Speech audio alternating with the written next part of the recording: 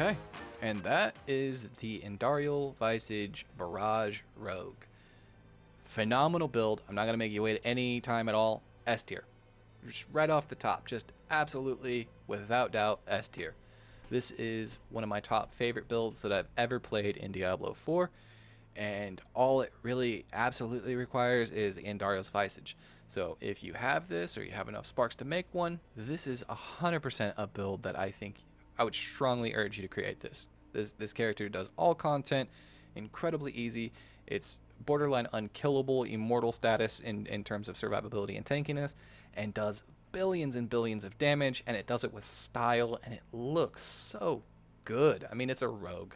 I love rogues. I maybe have a little bit of a bias here, but I think it's the nicest looking class, and it's the most fun to me. So if you want to replicate the amount of damage that I was doing in the introduction, here is the current gear investment I have, and I've considered this quote unquote finished. This is my finished build. It kills Lilith with no issues, and that's why I created this build as my Lilith killer. I do Lilith carries for friends and people in chat all the time for free, just for, to be nice and be a positive member of the community. So, Andariel's Visage, you have to have. Absolutely mandatory. Teriel's Might, you don't have to have it, but, I mean, who doesn't love movement speed, maximum resistances? It fixes your resistances completely, whole bunch, just a truckload of damage reduction. It's just, this item makes any build crazy tank. The Gloves Fist of Fate, you can't go wrong. I triple crit the lucky hit chance. Ideally, I would have a greater affix for lucky hit chance and a greater affix for lucky hit up to, X chance to apply random crowd control. Because we attack so fast, because we scale our attack speed so high, 60% right there from the helmet alone, and we're scaling our lucky hit so much, I mean, we are applying like just so many crowd control effects to the bosses, so we stagger them within like 2 or 3 seconds, and then as soon as they're staggered, they take just an increased amount of damage. They don't do anything. It's both amazing for survivability because, if they're stunned and staggered, they can't really hurt us, and then we just do increased damage to them. So the gloves, best in slot. You're not going to find anything better than that. Umbrous aspect on the pants is phenomenal. The aspect itself, critical strikes have up to a 60% chance to grant a free Dark Shroud shadow. You don't have to have it equipped on your actual skill bar, just level it up 5 times. You can have up to 5, so effectively this aspect here is actually giving us 50% damage reduction, 25% movement speed, and every time we get hit, we get 10% of our life back every time we lose one of the Dark Shroud shadows. So I have 50,000 life pretty much. That's like 48,000. I'm getting almost a 5,000 damage buffer every time I take damage. So they have to at least hit me for 5,000 damage or more to even like show up on my health bar. It makes you really, really tanky, gives you a lot of damage resistance, and it caps your movement speed, and it's just free. Moving to the boots, I elected to just have pretty generic boots here. Movement speed, max life, dexterity, nothing special. Noxious ice aspect. Again, we don't really need to go too much into detail. I just like max movement speed. This gets me there, so that's what it is. With your bow, you absolutely want to use a bow, not a crossbow. A crossbow, I believe it's 0.8 attacks per second, and the bow is 1.10 or like 1.1. So it's significantly faster with the bow, and seeing as this build just completely relies on getting as many Andariel procs as possible, speed is king. So attack speed is your number one stat, then lucky hit chance, and then that's pretty much it. So really with your bow, you just want dexterity, life, damage over time. Uh, Chance for Barrage to cast twice is huge, but really the damage per Dark Shroud is how we scale a lot of our damage here. 150% per Dark Shroud, and we can have 5 Dark Shrouds. So I believe that's 750% damage extra with 1 temper. That's pretty huge. So, of course, we put it on all of the gear that can actually have it on it. So, damage per Dark Shroud. Yep, there's some more damage per Dark Shroud. And wouldn't you know it, damage per Dark Shroud. So, yeah. Bow, not crossbow, damage per Dark Shroud. And then Creeping Death aspect. The Umbercrux. This is for the bossing build. Basically, you get a little totem. It collects all the damage that you've done, and seeing as Andariel's is like AoE, it procs all around the totem, and it just kind of sucks up all the damage, and it does 20% of its like stored damage in these like pulses. You go boom, boom, boom of just like 4 billion, 5 billion damage procs.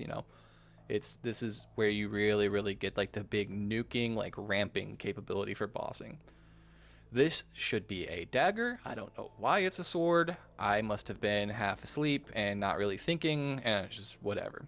But yeah, ideally this would be a dagger. Also, ideally we would want greater affix, damage over time, dexterity, and life. I triple crit into chance for barrage to cast twice, so that's pretty unfortunate. It's going to be hard to replicate that. And then we want bursting venoms on this. It's pretty strong. Ring of Starless Skies is not mandatory. You do not need it. You can just use Starless Aspect on a regular legendary. You just want lucky hit chance, attack speed, life, dexterity, same generic stats that we would be looking for anywhere else. And then I like to slot skulls into each of my jewelry slots to get us to armor cap. High velocity on your other ring, lucky hit chance, maximum life, damage over time. You could do dexterity if you want. I think damage over time is just a little bit better. This ring is my weakest piece of gear, I believe, currently. I would want to redo this. And then we have branching volleys on the amulet. Barrage arrows have a 90% chance to split into 2 arrows whenever they ricochet. Again, same as the ring. More hits, more procs. That's all we're really trying to scale here. Alchemical advantage gives straight up like 40% increased attack speed. Yeah, Nick 2 does a really good job explaining that. Go to his guide for like a more in-depth, detailed guide for all of this. I'm just kind of showing you the bare minimum and kind of like the basic interactions to see if you're even interested in the build at all. This is like a preliminary kind of like rough crash course of janky build guide of sorts. It's just a little overview. So that's about it. Alchemical advantage, super mandatory. The build felt pretty terrible. I couldn't figure out what was going on. I was like, man, I'm following the build guide. I looked at my amulet. I realized I didn't have alchemical advantage. I slapped that on. I crit it twice with some masterworking, and then out of nowhere, my damage just skyrocketed, and the build just came online. So if you're making this build and you feel like, it just doesn't do that much, what's wrong? Those guys are liars, blah, blah, blah. What am I doing wrong? It's this, probably. It's probably this. or this. You're not getting Umbris on your pants, and you're not getting your Dark Shrouds, so you're not getting like 750% damage here, and 400% damage there. Like, yeah. So also, I like to use Elixir of Advantage too. It gives us both the things that we love the most: attack speed and lucky hit. So it's just kind of perfect.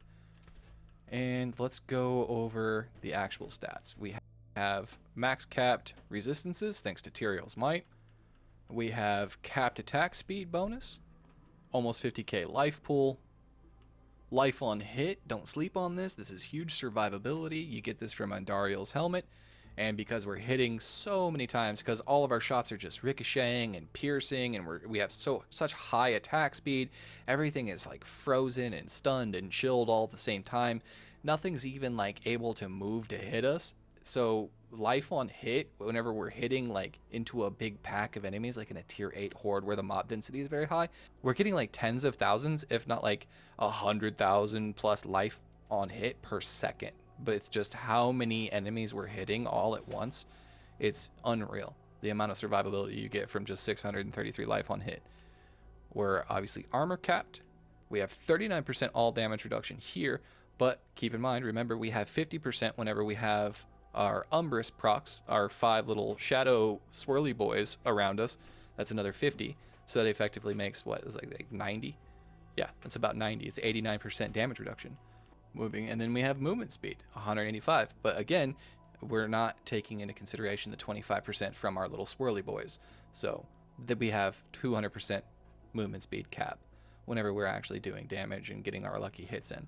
178% lucky hit chance. And that brings our lucky hit chance for our main ability, which we use Barrage, up to 45% lucky hit chance. So roughly half the time we hit, we're lucky hitting. And then every 5 lucky hits on average, we're proccing Andariels. So every 10 hits or so, we're pretty much proccing Andariel's Visage. Big groups of enemies, like it is ricocheting and bouncing around, and we're just barraging out. I mean, you're proccing Andariels so many times, it's unreal. So this has been my build review. I would strongly recommend this build to anyone who's looking to get into in-game. Season 5 is just so much loot, and it's just so easy at this stage of the season.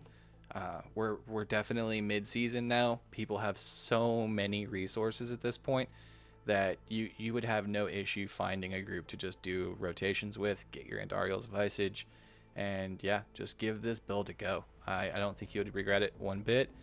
Very strong, a lot of room for error, and other than that, I'll see you in the next one. Have a good day, guys.